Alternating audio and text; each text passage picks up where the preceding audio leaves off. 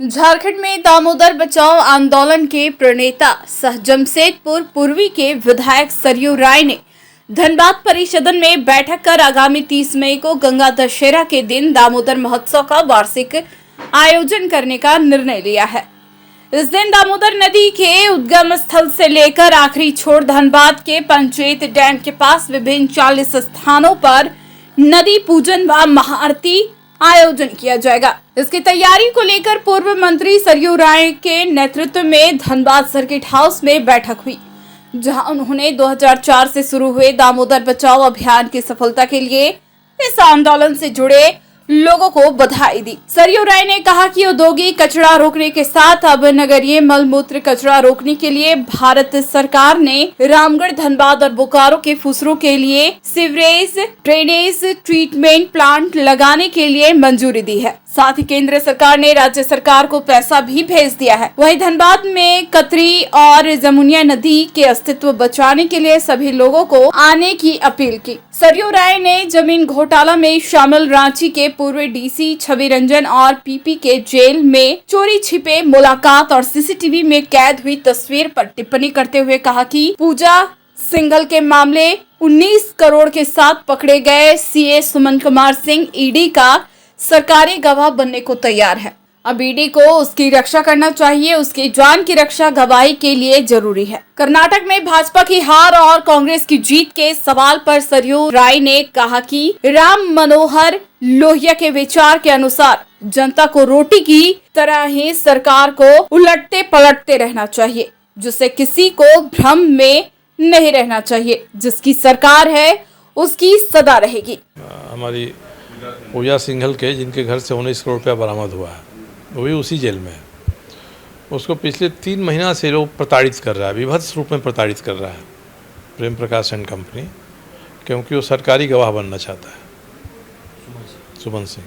तो उसको प्रताड़ित कर रहा है कि तुम कैसे बनोगे, तुमको ठीक कर देंगे सर। हमने ईडी से कहा है कि अब उसकी तो रक्षा करिए, गवाह बनना चाहता है ना। तुम्हारा गवाह बनना चाहते हैं तो रक्षा तुम ही करोगे ना भाई जेल में। तो आप जेल में सीबीआई कोर्ट से वारंट लेके दौड़ के पहुंच जाते हैं और वहां अपने सीसीटीवी जब्त किया, उसमें फ़ोटो दिखाई पड़ा कि मिल रहा है जाके 6 बजे सब वार्ड बंद हो जाता है जेल का, और ये 6 बजे से 7:30 बजे तक इसके छवि रंजन के वार्ड में रहा है, वहाँ से निकला है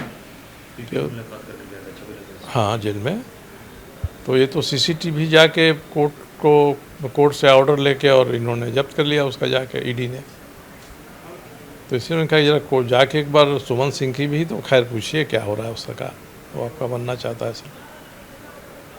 और झारखंड में हम लोग गंगा दशहरा के दिन एक साथ दामोदर के उद्गम स्थल से लेकर झारखंड में जो अंतिम बिंदु पंचायत है वहाँ तक 35 से 40 जगहों पर हम लोग करते हैं। उसमें लोहरदगा, लातेहार, चतरा, रांची, आपके हजारीबाग, रामगढ़, बोकारो, धनबाद, ये सभी ज़िले आते हैं जहाँ से होके दामोदर नद गुजरता है। इस बार भी हम लोग करेंगे और इस बार हम लोग सभी को बताना चाहते हैं, धन्यवाद देना चाहते हैं कि भाई जितने भी लोग इसमें अपनी हैसियत के अनुसार आंदोलन में 2004 से लगे, उनको उनके प्रति कृतज्ञता ज्ञापित करना है, आभार व्यक्त करना है कि भाई अब दामोदर का पानी साफ़ हो गया। इस बात को सभी स्वीकार कर रहे हैं। औद्योगिक प्रदूषण से तो दामोदर मुक्त हो गए, परंतु नगरीय प्रदूषण है, इस प्रदूषण से भी हम लोगों को मुक्त करना है। पिछले साल रजरप्पा में बैठक करके हमने संकल्प लिया था करेंगे, और इसमें भी हम लोगों को सफलता मिल रही है कि भारत की सरकार ने रामगढ़ के लिए, फुसरो के लिए और धनबाद के लिए 3 जगह सीवरेज ट्रीटमेंट प्लांट लगाने की स्कीम भी सैंक्शन कर दिया, पैसा भी राज्य की सरकार को दे दिया है। अब चास और बोकारो 2 बड़े जगह हैं, उन दोनों जगहों का भी नियंत्रित होना चाहिए। और डीवीसी के 2 थर्मल पावर प्लांट हैं, चंद्रपुरा थर्मल और बोकारो थर्मल, दोनों की कॉलोनियों के लिए टेंडर फाइनल करके डीवीसी ने काम शुरू कर दिया है उन पर। चास बोकारो हो जाए तो मुकम्मल हो जाएगा। तो हम लोगों का ये प्रयास भी भारत सरकार की मदद से सफल होते नज़र आ रहा है। जैसे जैसे भारत की सरकार ने 2016 में मैंने उमा भारती जी से आग्रह किया था कि गंगा जी को साफ़ करने के लिए जो क्लीन गंगा मिशन है, अब नमामि गंगे हो गया है, उसके साथ जितनी सहायक नदियाँ जुड़ रही हैं, गंगा जी में गिर रही हैं, उनको भी लीजिए। सबों को ले लिया। दामोदर में जो आज हो रहा है उसी का परिणाम है।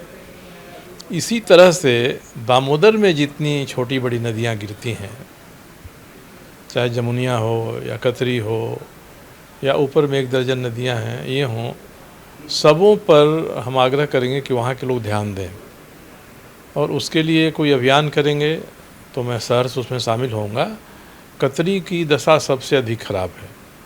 जमुनिया तो उसके किनारे जो कोलवासरी थी, उस कोलवासरी की क्षमता कम हो जाने या बंद हो जाने या कुछ वहाँ उपाय करने के कारण से जमुनिया अब उस रूप में गंदा नहीं हो रही है। कतरी की भीषण स्थिति है। एक तो जो शहर आबादी बसी है उसका जलमल उसमें जा रहा है, दूसरे आउटसोर्सिंग वाले हैं वो भी अतिक्रमण करके नदी को संकरा कर रहे हैं और कतरास के पास तो लगता है कि कतरी बिल्कुल नाला ही बन गई है। तो इस पर मुझे लगता है कि धनबाद ज़िले का खासकर कतरास लोगों के साथ मिलकर एक बड़ा अभियान करना चाहिए। उस नदी को पुनर्जीवित करने की ज़रूरत है। ये कर्नाटक चुनाव का परिणाम हम लोग दूर से देख रहे हैं और दूर से देखने में यही लगता है कि यह सबक है भारतीय जनता पार्टी के लिए। जो भारतीय जनता पार्टी के विरोधी हैं वो भी यही कह रहे हैं, जो समर्थक हैं वो अधिक शिद्दत के साथ इस बात को कह रहे हैं कि कहीं बदलाव की ज़रूरत है और उस दिशा में कर्नाटक का चुनाव अगर संकेत कर रहा है तो होना चाहिए। यह तो एक बड़ी पार्टी के संदर्भ में है। मगर डॉक्टर राम मनोहर लोहिया कहा करते थे कि जिस तरह से रोटी को बढ़िया सेकने के लिए तवा पर हम उलटते पलटते हैं, उसी तरह से सरकारों को भी बढ़िया चलने के लिए उलटना पलटना चाहिए। तो कर्नाटक एक डॉक्टर राम मनोहर लोहिया का जो भाव था उसकी भी अभिव्यक्ति कर्नाटक है। इसलिए इसको बड़ी असहज रूप में नहीं लेना चाहिए कि एक बार हमारी सरकार बन गई तो हमारी ही रहेगी। तैयार रहना चाहिए कि जनता की बुद्धिमत्ता अगर जागेगी तो रोटी पर उलटने पलटने की तरह ही सरकारें भी उल्टी पलटी जाएंगी। न्यूज़ ANP के लिए निकुंज के साथ कुंवर अभिषेक सिंह की रिपोर्ट।